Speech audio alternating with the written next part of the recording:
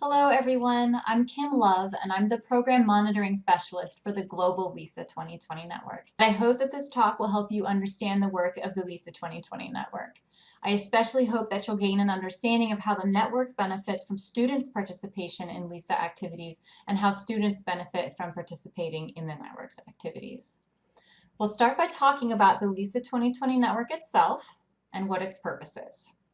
We'll then talk about the activities conducted by LISA Stat Labs individually, and we will end by talking about student participation in LISA 2020 activities and why it's so important to the network, as well as how students benefit from participation in LISA 2020.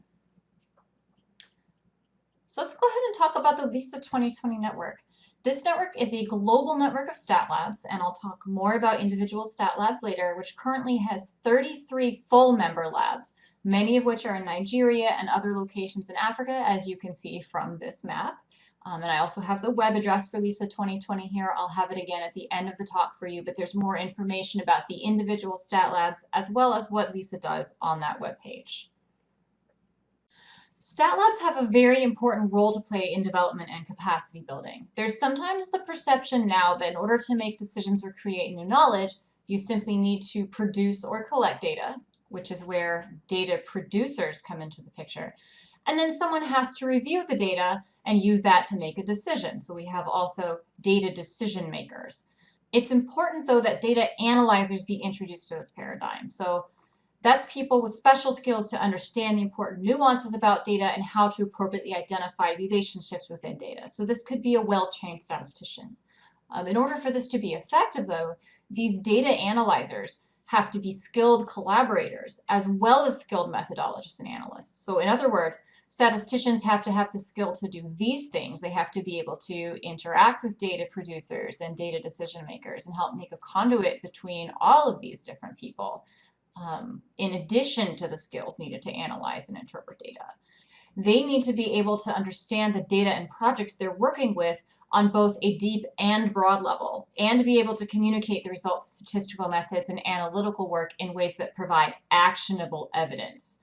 So the purpose of the LISA 2020 network is to create stat labs that can do all of these things. So this is where stat labs come in. They're not just data analyzers, but they also help these individual actors come together to be able to make good policy decisions and good other decisions that we need. So let's talk a little bit more about the purpose of the network, and then we'll talk more about what individual stat labs do. When you have a network or a group of stat labs, that facilitates growth and capacity of each individual stat lab because we can all learn from each other. It enables connections across labs so that they can share their progress with each other and even have international collaborations. For example, we have one collaboration right now involving stat labs in both India and Africa researching green energy initiatives. Finally, a network like the LISA 2020 network is a united organization that can provide name recognition so that we can attract more support and be welcomed in more new areas and universities. I'm going to move on to talking about specific stat lab activities, but before we do that, let's talk more about what a stat lab is. Right? So an individual stat lab, well, I have an old habit of thinking of a lab as a room full of equipment, but that's really an old way of thinking. A stat lab is not a room full of computers, but it's a team of data experts. It's people. A stat lab focuses on training students, faculty, and staff to become effective interdisciplinary researchers who also have technical skills. A stat lab reaches out to domain experts to promote awareness of statistics and data science. So who are domain experts? Domain experts are the local community of researchers, business leaders, government agencies, and non-governmental organizations. People who have knowledge in a particular domain. Okay. A stat lab also provides a space where statisticians and domain experts collaborate. It doesn't have to be a physical space, although that's helpful, but it should be an intellectual space where these people can come together. Finally, a stat lab is an engine for development. So as the labs continue to reach out and work with domain experts, the awareness of the stat lab and the true usefulness of statistics spreads. The community makes more requests for assistance, then the lab becomes even more capable as their resources and experience continue to grow. Then the domain experts become more capable as a result of interactions with the lab, and this cycle continues. Now that we've discussed what a stat lab is, There are 3 primary activities that LISA 2020 networks participate in. So those are training, education, and collaboration. I'll go over these in more detail in the following slides, but as an overview, Stat Labs train statisticians to have a collaborative, evidence-to-action mindset. They teach researchers, business professionals, and development policy actors, so the domain experts we've already talked about, to become more capable with using data and more aware of the power of statistical analysis to inform decisions. Finally, they provide that collaborative space that we've already talked about for statisticians and data scientists to work with domain experts to create data-driven innovation and solutions that lead to widespread development impacts and outcomes. Let's look at each of these activities in more detail individually. So training refers to training students and staff as needed in data-related disciplines, such as statistics and data science, to become collaborators. Although training in general statistical theory or technical methods and programming could be part of this, the focus of the labs is training those who already have these skills to collaborate with others. Although methods of training can vary from one stat lab to another, these are some common methods that are used throughout the network. So these include attending collaboration-focused university courses, attending special collaboration training sessions, participating in video coaching and feedback. So this is when you actually film yourself participating in a collaboration and then review that video critically to see how you can improve. Taking part in collaborative activities or stat lab projects, or attending stat lab meetings about collaborative activities. Next is education. Education refers to teaching statistics and data science, including concepts, methods, and just greater data literacy to non-statisticians. So this is the domain experts, again, that we've discussed.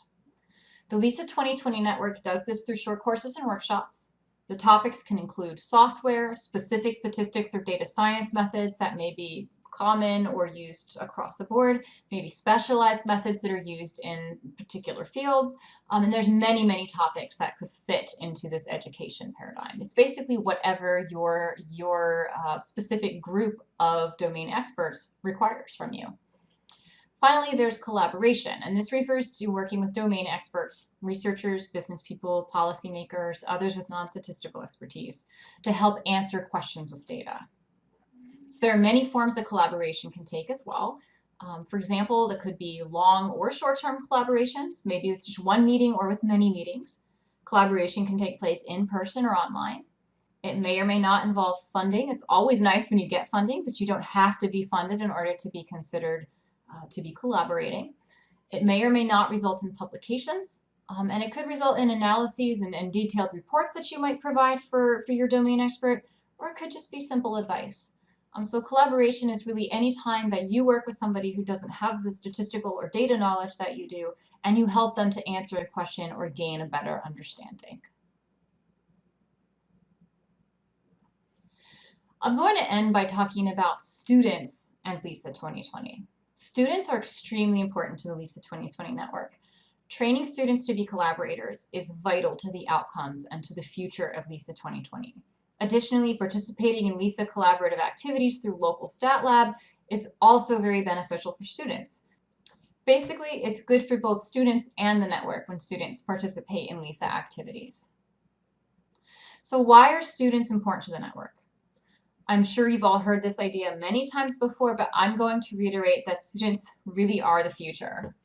In our case, students are the next generation of collaborative statisticians. This view of stat labs that I've been talking about, especially the idea of a network of stat labs that produces all of the positive things we've discussed, is new. Eric Vance and I just had an article accepted in Chance magazine where we present this as a new model for building statistics and data science capacity. This idea did not exist when I was a university student 20 years ago. It has the potential to greatly accelerate capacity building and data-driven innovations in policy, and people who are students now are going to be powering this process very soon. Okay. Secondly, students who are in school now are going to be filling all of the vital roles in society that produce impactful outcomes. Having both data skills and the ability to collaborate with decision makers and data producers is going to be extremely important.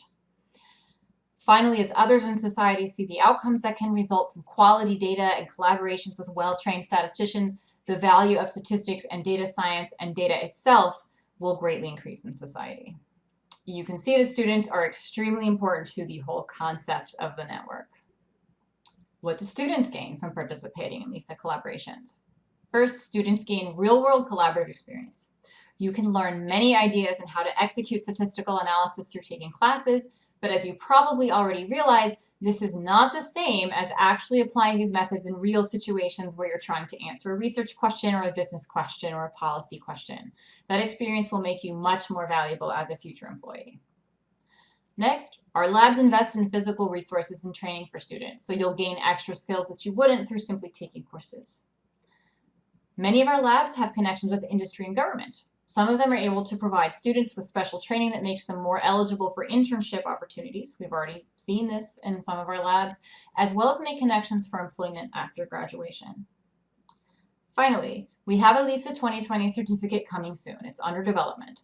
So we are in the process of creating a LISA 2020 certificate program to reward and incentivize students for participating in Stat Lab activities. We are currently determining minimum requirements for this certificate, which will have 3 components. That's collaboration skills, technical skills, and collaboration experience.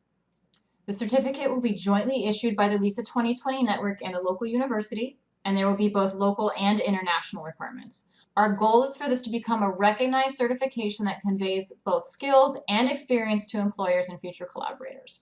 So, by participating in lab activities and meeting certain requirements, you could earn an additional certificate that shows your achievements. Those are just some of the possible benefits for students to work with the LISA Stat Lab. That's everything I have for you today, and I hope it found it interesting and that you're inspired to learn more about LISA. Here's some additional information for you in case you're interested.